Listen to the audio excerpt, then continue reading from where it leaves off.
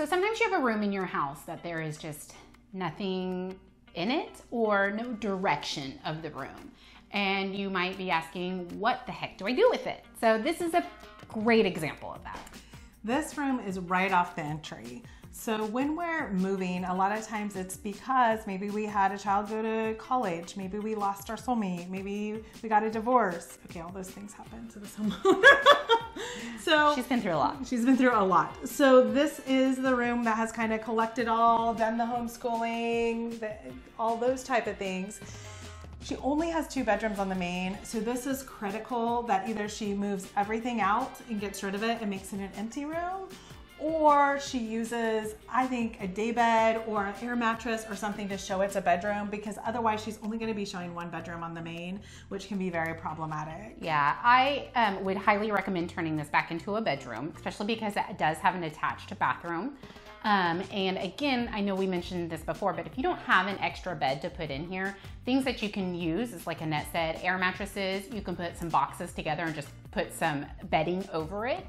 And make it a makeshift bedroom like that, just so people can visualize of what it is going to be used for. This has great earthy tones, so a lot of times outdoor rugs actually are less expensive than indoor rugs. Yeah, and multi-use too. Yeah, so you can get something that's a little bit even smaller just at the foot of the bed to give it a little bit.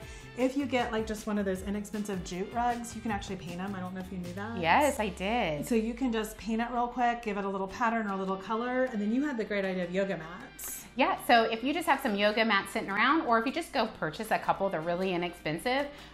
So that way, if you don't want to purchase a more expensive cushion pad to put underneath it, and you don't want it sliding around, yoga mats are great for that. They're gonna stop the slide and also give it a little bit of cushion and a little bit of sound absorbance. You also want to make sure to check all your light bulbs. She has a light bulb out in the corner. We all have that happen. Yes. But you want all your light bulbs to work because you want as much light in each room as you can. We also highly recommend using more of a cool tone light bulb than the warm tones, because they tend to turn colors into colors you might not necessarily want. And they also illuminate your room a little bit better, so that way everything can be seen. The hardest thing, I think right now, is getting every light bulb to be the same color. I agree. So do check that as you're looking at the rooms. If all the light bulbs in your home aren't the same color, just make each room the same color. At least that's kind of the inexpensive solution. You don't want a buyer to come in and instead of looking at the bedroom, they're focusing on all of these weird, crazy light bulbs in your room, or ones that are burnt out. One of the things she did really well is she took and she framed this window. So this is a nice size window, but she actually took her curtain rods and went farther back. So she left, so the window looks larger. Yeah, so this window really looks like it's almost the full size of the room. And it's really not. You know, this window stops right where these curtains start, but look how much bigger this window looks with these curtains pulled to the side. So even if she cleans everything out, I would leave the curtains. Absolutely, yep. And if that's what you decide to do, is pull everything out, I would suggest pulling everything out. And I mean all the stuff hanging on the walls, you're gonna wanna patch holes, and just make it look as clean as possible, so that way people can see how big it is. When we patch holes, hardly ever does it work just to, you usually have to repaint that whole wall. So in this house, if they're gonna empty the room, I would go ahead and repaint a little bit lighter color. It is a pretty deep, very specific color. And if I'm gonna have to repaint anyway, I would go ahead and get it painted a little more lighter, neutral.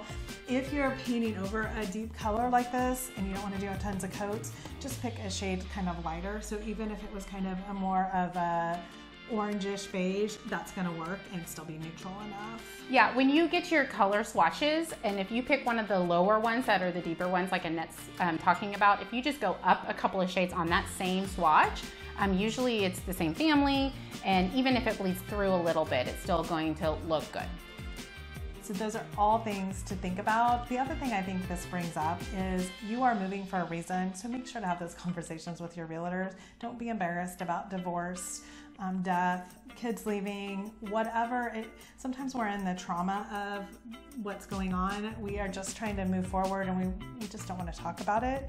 We get it, and as realtors, they're here to help you. They're doing that job to help you. So really be open, be like, hey, you know what? I'm in this situation. I don't have anything to put in this room. How can you help me? So really be open to that, because realtors love to help, and a lot of times they have a lot of resources to help you out. Absolutely.